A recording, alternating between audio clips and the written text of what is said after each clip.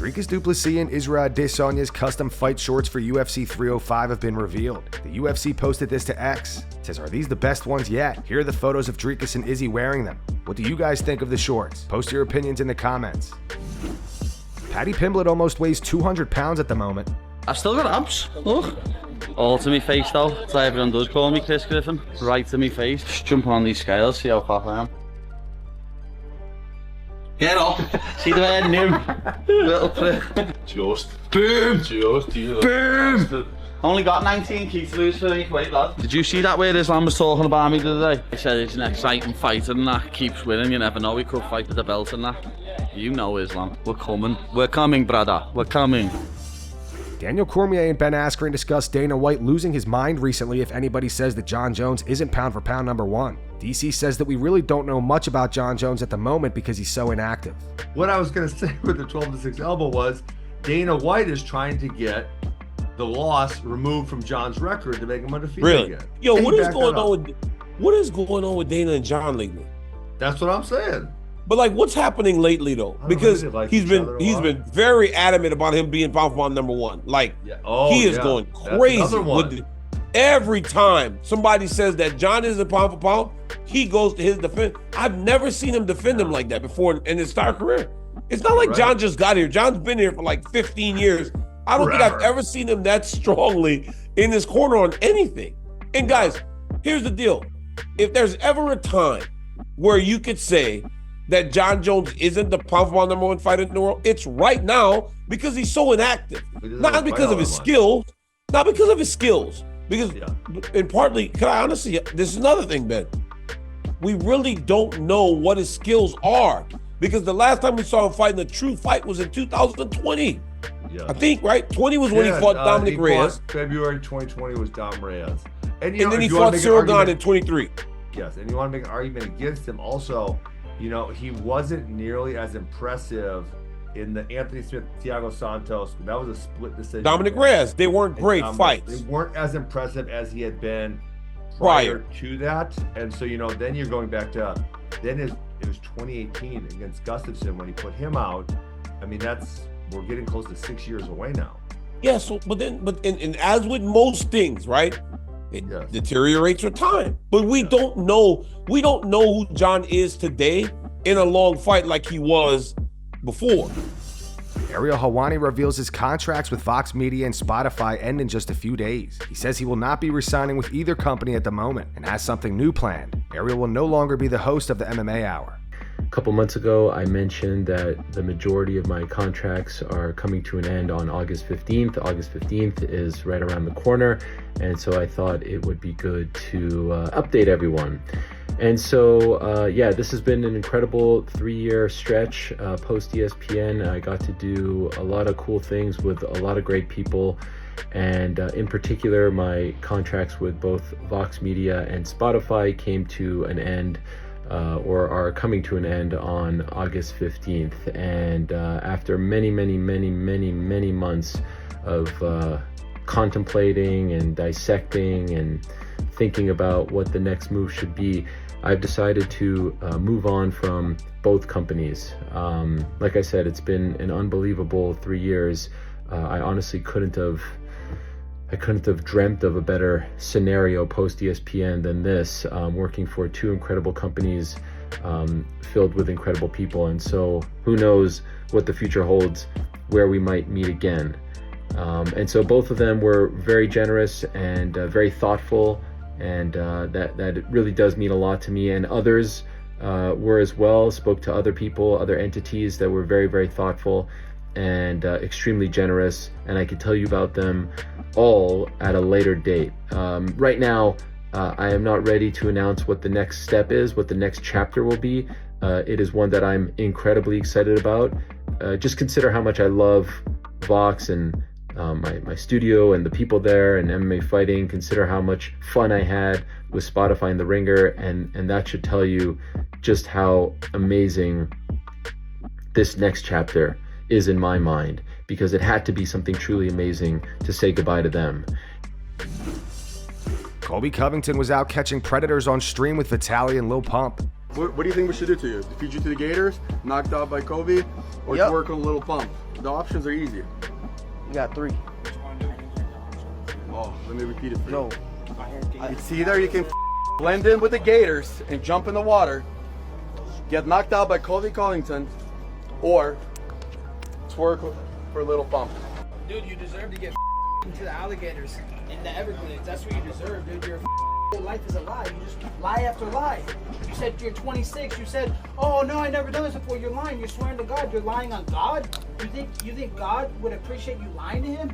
Start being honest with yourself, man. That's why you need to call your wife right the out. And guess what? Yeah, he needs to call his wife. We're calling the cops. One punch will kill you. This is your fate. This is your fate. Watch this. Oh! I got it. Holy UFC champ. Muhammad Mokaev is determined to get back into the UFC. Muhammad posted this to X. He wrote, "Thank you to all organizations that reached out to me. I appreciate for believing in me. Now I will sit down with my team and take the best option, not on money-wise, but that could get me back into the UFC as soon as possible." Sean O'Malley gave his take on Mokaev getting cut by the UFC. Sean says it actually surprised him. Start with the Manel Cape Mokaev Oh, I one. thought you were saying about this fear fight was on the tip of our tongue, but yeah. Oh no, right. that is. No, We'll you're right. hit that one. Manel Okay. Cape, let's do that one. Manel Cape and Mokaev. Did you see what happened after? Looks like he got cut. Yeah. Or Dana, which is not surprising. It's like, come on, you make all this big stir up at the hotel. You have all security involved. You got to be worried about it. It's like getting fights at these hotels that are hosting the UFC fighters, just being a pain in the ass. Then you go out there and have a fight like that. That's not cool. It's just boring. Like, it's not surprising. No, it is surprising though, because 25 doesn't have like there's like 3 people that can name off the tip of my tongue. He was one of them. Like, and then I think he's 7-0 in the UFC. Like, so it is a little bit surprising. But yeah, also if you're gonna go in there and make the UFC's life hell for fight week, and then go in there. There was like 4 punches thrown in the first round. Like, they were separating him in the octagon before the fight. They were separating him. Then the bell rings. 3 punches thrown in the first round. Something like that. What if it had been a really exciting fight? How much do you think a fighter can get away with? It changes it. For sure, where it's just a sick fight. The crowd's pumped. Everyone's pumped. But Mokaev is going to have a number in his mind, and Dana's probably, it's not even going to be close to that. He's like, do you want this small number? Because that's what he thinks you're worth. So, who knows? But so I guess there's not really much. Dana White made an appearance on the Pat McAfee show today. He shut down the potential fight between Jon Jones and Alex Pereira. Dana also responds to the internet relentlessly trolling him over the recent Jon Jones rants. Dana proceeds to go on yet another rant about how Jon Jones is pound for pound #1. Joe Rogan, you just said always kind of hit you up about the Jon Jones Pereira fight. Is that going to happen or what? No. Okay. See, that was easy. That was quick. Boom. Have you seen the internet reaction to the obviously pound for pound conversation in you and Jon Jones? And once again, as a friend of the Jones family, I agree with everything you say. Yeah, absolutely. Yeah. Well, everybody on the internet's stupid. So anybody who thinks Jon Jones isn't the pound for pound best fighter in the world should never be discussing fighting ever. Period. End of story. So in yesterday's video, we reported on Sean Strickland making some serious accusations on well-known MMA manager and former fighter Tiki Gosen. Sean initially posted this to X. He wrote, "All right, it. There's this guy named Tiki. He's a manager and the mother is everywhere. I don't know why. He owned a gym and paid my buddy's GF 100 to him off while he trained. Accusations of hooking up with a 17. I just don't get it." Sean deleted that post shortly after. Now today, Sean posted this video to X. In the video, Sean claims that he got word that Tiki is now allegedly suing him for defamation. Sean wrote, "Tiki Gosen, let me know when I should start my GoFundMe. Me and the father and the girl are willing to go to court and fight this." So you guys, I put a lot of thought in this video and we're doing it. What I'm saying, it's not fact. I can't prove it. This is an allegation. It may or may not be true. I will just tell you my story and I will let you decide. So there's this guy Tiki. He is very connected with the UFC. He manages everybody from Aljo. He manages everybody. So I was at a gym, and I don't need to go into details, but something really bad happened with a girl and a fighter. And at that point on, I was like, I will never go back to HB Ultimate. I will never go back to this gym. I think you are the worst of the worst. If you can do that, I'm done with you.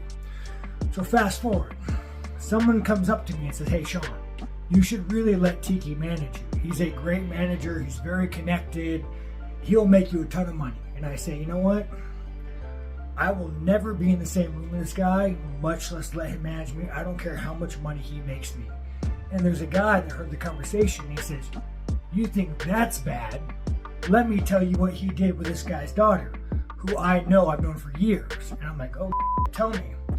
So he tells me, and I go to the guy that says, hey, you wanted me to manage this guy. Let me tell you this story. And this guy says, how did you know about that? Right? So I go on Twitter and I make a joke about, like I do. I say, hey, you know what? This guy's a groomer, potential. This is what I could. It's not confirmed. It's not slander. It's not defamation. This is just what I heard. So I get a word to the bird, the chain, that this guy is thinking about suing me for defamation. Which I don't know how. I'm not saying you did or didn't. I'm just saying this is what I heard. So I reach out to the father of the girl. The girl is married, great life, has kids. And I say, hey, I will pursue this and I will go to court and I will crowdfund this whole thing. But I need to know if you're okay with it. If your daughter's okay with it.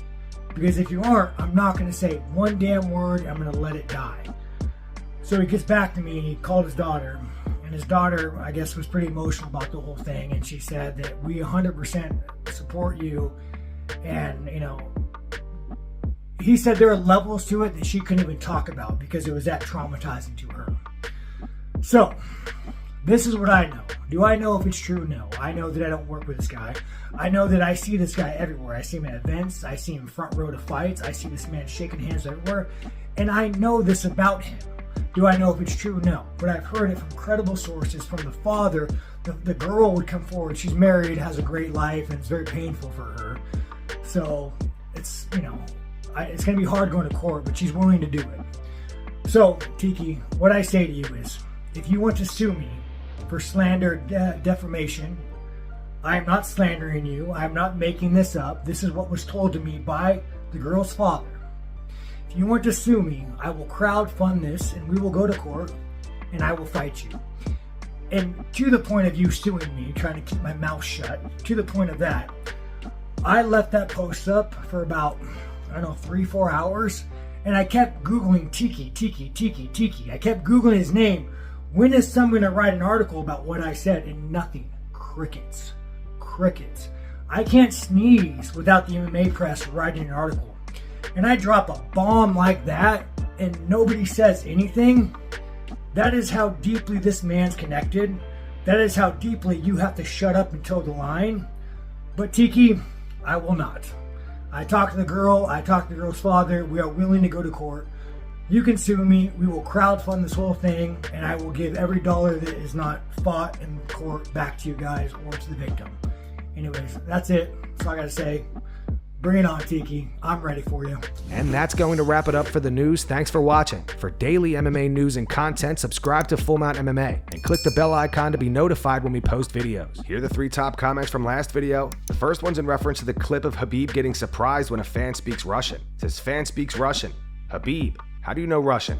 Who send you? The second one's from Doggy TV Perry 426. It says, is he calling someone else privileged? With rich parents is top tier irony. And the final one's from MMA for Life. It says, Merab beating O'Malley and smacking Tim after would turn the UFC upside down. Those were the 3 top comments from last video. If you want to be featured in the next one, all you have to do is comment down below. And if you missed yesterday's news, click the video on screen right now to get caught up.